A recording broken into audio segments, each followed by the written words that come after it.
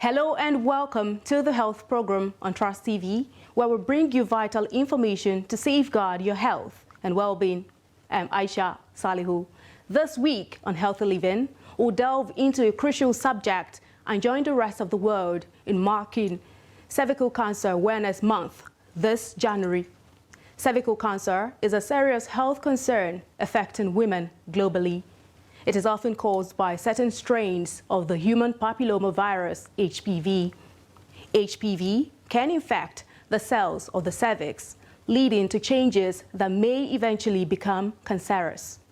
The World Health Organization has enjoined all countries in the region to actively engage in awareness campaigns and promote screening and HPV vaccination to protect women and girls against cervical cancer. The WHO Regional Director for Africa, Dr. Mashidiso Moeti, said 100,000 women developed cervical cancer and approximately 70,000 of them died in 2020. In the WHO African region, this represents 21% of the cervical cancer mortality globally, as the disease disproportionately affects some of the most vulnerable communities. Let's now take a look at a report where stakeholders in the health sector geared towards introduction and launch of the human papillomavirus vaccines into Nigeria's EPI schedule as part of efforts to reduce the burden of cervical cancer in the country. Cervical cancer is the only type of cancer caused by a particular type of the human papillomavirus. It ranks as the second most frequent cancer among women in Nigeria and the second most frequent cause of cancer deaths among women between 15 and 44 years of age. The HPV vaccination is said to prevent more than 90% of cancers caused by HPV from ever developing. This advent of human papillomavirus vaccine, especially the quadrivalent and even the night one, this is also very, very good because it's going to be a game changer to prevent the incidence of cancer of the cervix in the environment. The vaccine is targeting children aged 9 to 14 years before their sexual debut. Now, as a sexually transmitted infection, the HPV is very common, such that by the time people are in their adulthood, many people have been exposed. The vaccine protects against some forms of HPV. There are other types of HPV. There are over 14 types that cause cancer. The vaccine prevents against 4 or 9 developed depending on which one that you use. So by using the vaccine, you potentially remove the kinds of cancer that those ones can cause. The disease is, however, said to be one of the most preventable cancers among women if detected early, as routine screening is believed to drastically save lives. You could go testing. If you test and you have not been exposed to these cancer-causing serotypes, you can take the vaccine. But then you would have to pay. This one that we are ruling out is for the children. But if we succeed ourselves and purchase, definitely they are going to pay, but not at it is going to be pocket friendly. Screening must still continue, just in case a woman is exposed to other types of viruses not prevented by the vaccine. So has the virus started causing some problems on your cervix? If it has started causing some problems, it doesn't go into cancer straight away. It starts causing little problems which can be treated in under 10-15 minutes. High-risk HPVs cause about 5% of all cancers worldwide, with an estimated 570,000 women and 60,000 men getting an HPV-related cancer each year. In Nigeria, with a population of nearly 200 million people, complex diseases such as cancer are currently emerging as critical healthcare priority, but low socioeconomic status is associated with increased incidence of and mortality from cervical cancer. The eventual rollout of the vaccine targets over 7 million girls aged 9 to 14 years, and it is the largest number in a single round of HPV vaccination in the African region. As the vaccines are now being incorporated into routine immunization schedules within health facilities, Ali Pate, Minister of Health, says vaccination is a momentous opportunity to safeguard girls from the scourge of cervical cancers many years into the future. We'll now join Dr. Moyi Aina, Executive Director, National Primary Healthcare Development Agency, where he brings us up to speed on the agency's efforts towards vaccines uptake in regions across the country, vaccine safety, level of awareness, acceptance and hesitancy, the availability, among other factors. The human papilloma virus, like you mentioned, is a leading cause of cervical cancer. And fortunately, we have a vaccine that is quite effective against the vast majority of strains of the virus. On October 24th, 2023, last year, the president, the First Lady, actually launched the HPV vaccine into Nigeria's immunization program. And of course, that was witnessed by quite a large array of stakeholders, traditional leaders, government functionaries, other ministries, the coordinating minister for health and social welfare was there, as well as other leaders in the sector. Our traditional religious leaders were there, the civil society was there, even representatives of the target population, parents were there.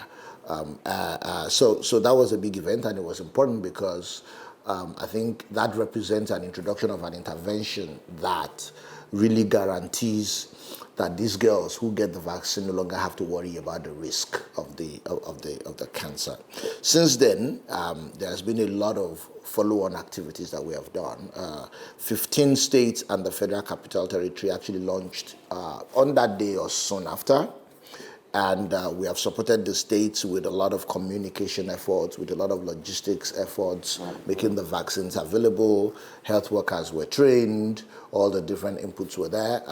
So we have, I think as of the last I checked, about 4.7 million girls have been vaccinated in these phase 1 states, which is pretty good given the targets that we set for ourselves. It was not without its challenges. There were initial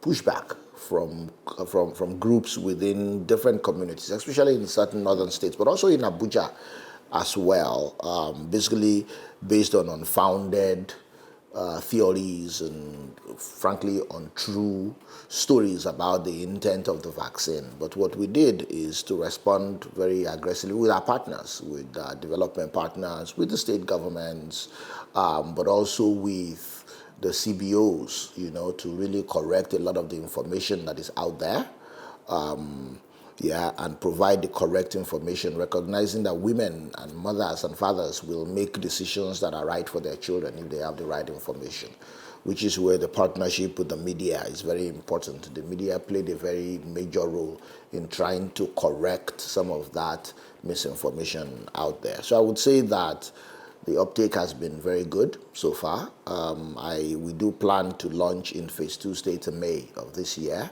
So we're really gearing up towards that now. There are lessons that we learned in the first phase. So hopefully we will do even better in the second phase. Quite unlike the rollout of the COVID-19 vaccine, which happened in an emergency and as a response to an emergency, I think this was a deliberate, well-planned intervention where we had time and we planned this well and all the logistics were in place. The agency has a ton of experience introducing new vaccines. We have a ton of experience managing the logistics of vaccines. That's on the one side. On the other hand, the human papilloma virus vaccine is an expensive vaccine. It's not one of those vaccines that is available in excessive amounts. So in fact, we had to advocate strongly for the amount of it that we are getting as part of our routine immunization program. So we're managing it very carefully, and the uptake is strong. Like I said, it's not one of those vaccines that is going to expire or waste. We actually will need to get even more than we have now to be able to cover cover the girls. So that has not been as much of an issue. To your first question around vaccine hesitancy, especially in northern Nigeria, but actually in this case it was across Nigeria, interestingly, because vaccine hesitancy is a well-established problem that is very common. But one of the things that are unique about the HPV vaccine is that it targets adolescent girls. None of our routine vaccines targets that. So it lent itself to a lot of questions and a lot of suspicion and new ways to reach these people. So what we did, was really towards the launch itself, really putting information out there to try to sensitize people against it using CBOs, using our health workers. We went through schools, we went through parent-teachers associations, we went through some of our religious bodies to get the message out. Now we launched the vaccine, and like I mentioned earlier, that wasn't enough actually. We got some pushback, some counter campaigns, if I can say that, from unexpected quarters, including people who are somewhat influential in the media, but also even people who work in the sector. So we had to engage where there are specific individuals. We had to engage individually to address their concerns and just state the facts to them and show them the evidence and the data. And many of them recanted and even became advocates. And of course, working with our partners who work in social mobilization, but the CBOs, we put a lot of effort into re-educating the people and making sure that the right information is there. And I would like to state again that the human papillomavirus vaccine is very safe. It's tested. It's not a new vaccine. We're just introducing it in Nigeria, but it's used in almost all the countries in the world for many years. My daughters, I have 2 daughters, and they've been vaccinated for years, with the HPV vaccine. So it's tested, it's safe, and it protects, it's very effective at preventing cancer. We would ask that our media partners also continue to put the right information out, especially in the context of the Cancer Prevention Week, but also just as part of all of your health education programs. One of the attributes of the HPV vaccine is that vaccines are generally very safe. Whatever vaccines that are part of the routine program of the country are very widely used globally. They're very safe. The HPV vaccine is safer than almost all. The data is there, the evidence. If I was just reading a vaccine safety data, and I was super impressed at just the tiny fraction of adverse reactions. Typically, when the people have adverse reactions to vaccines, it's mild. It's a fever, if it's a baby, it's some rash or some pain at the site. The human papillomavirus vaccine has almost none of this.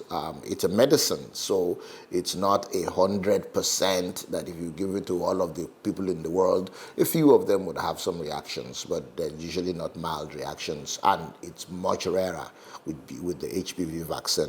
One of the things that I would use this opportunity to state is that, there's a lot of true and valid data out there that informed people can actually just look for. People can reach out to the MPHCDA if they want information, but even just checking on the internet where about scientific data, not about rumors or about uninformed information that people put there. But there's science, there's data, there's publications out there that people can actually pull up about not just the HPV vaccine, but any health intervention. And then when they have questions, they can ask the technical people. So I encourage people to do that. We are available to answer questions. But yes, the vaccine is very safe. To your point about local manufacturing, in fact, you may be aware that one of the pillars of the health sector renewal program that the coordinating minister for health and social welfare has articulated is around the value chain in health, which part of that will be driving local manufacturing of priority commodities, things that we need. Now, there are many things that we import now. Vaccines are one of them. There are even things that we use more that are lower hanging fruit that are easier to manufacture. So while I'm not going to preempt that agenda or speak on behalf of the minister, what I can say is that the plans for local manufacturing are real and the president is very much behind it.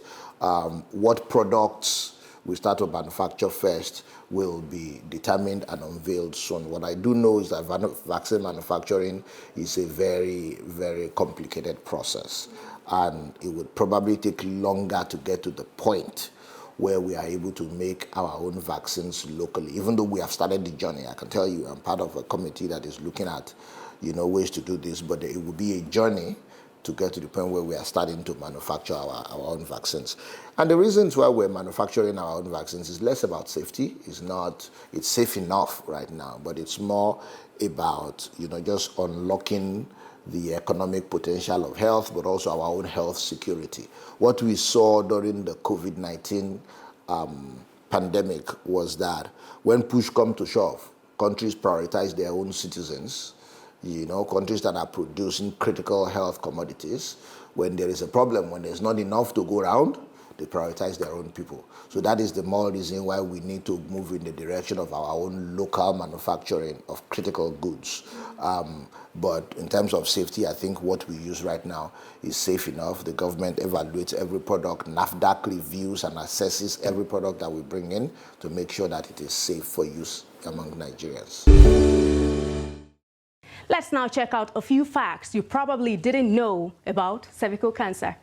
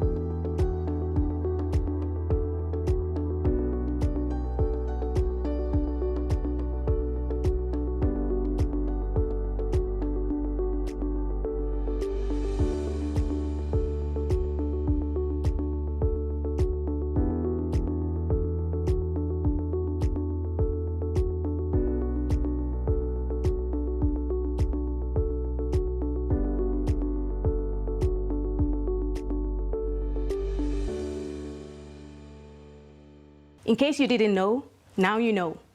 Experts say regular screenings and early detection are crucial. However, preventing the HPV through vaccination is the most effective strategy, as stated in Part 2 of exploring further insights on the relevance of the vaccines with Dr. Moyi Aina, Executive Director of the National Primary Healthcare Development Agency. So what we did in Nigeria was a multi-age cohort strategy targeting girls. There are many ways that countries have rolled out the HPV vaccine. Sometimes it's girls and boys, sometimes it's just one age, sometimes it's multi-age. We did the multi-age cohort in Nigeria, and we also wanted to do it in phases. Part of that is because it's a different new intervention in the extent that not just the vaccine introduction, but the population that we're targeting.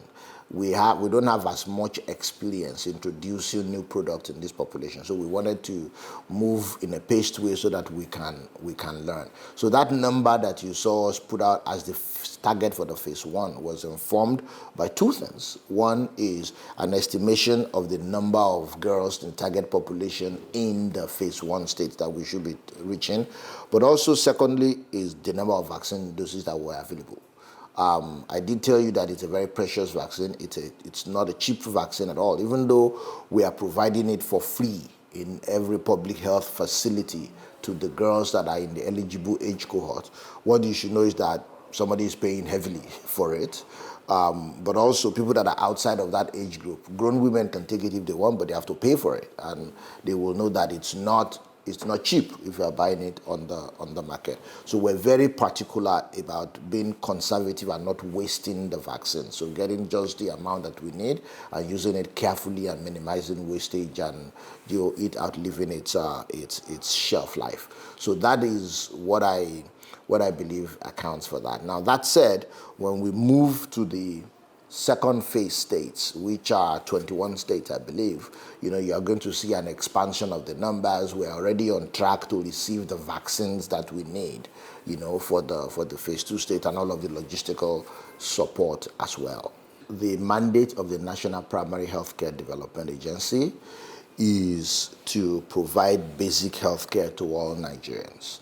The routine immunization component of the work we do is to make routine immunization available free for the target populations, where the government has determined you maximize impact by saving lives and preventing diseases. Most of those are childhood illnesses that vaccines prevent. Some of them target adolescents in the case of HPV. Some of it even targets adults in the case of some tetanus, toxoid, or other vaccines that pregnant women and other people take. So in the case of HPV vaccination itself, our target is adolescent girls aged 9 to 14. And the rationale for that is that the vaccine is found to be most effective in people who have not been exposed to sexual activity.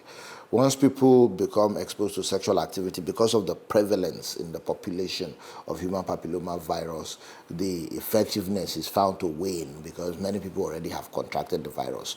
Now, most people will naturally just clear out the virus and not fall sick on account of it or have cancer or die. But you never know who are those people. Cervical cancer kills about 8,000 women annually in Nigeria. That's not trivial. We don't want any one of that to be you or me or my sister or my daughter. So because we don't know who these people will be or we care about all of Nigerians, that's why you encourage everybody to get it. You said something about the pricing, in the private sector for people who are then not covered by this offering that we have. And that's a real issue. It's a big issue that is top of mind for my minister, and he talks about this and is taking concrete steps to address them, not just for HPV vaccine or vaccines, but for all medicines. Costs have jumped dramatically recently for a multiplicity of factors: the valuation of our currency, the general economic environment, but also the exit of certain big companies who either manufactured or imported at scale. So what the minister is really taking this seriously, and one of the things he's doing is really a series of market shaping interventions, really looking at local manufacturers to say, how can you support them? How can you enable them to up the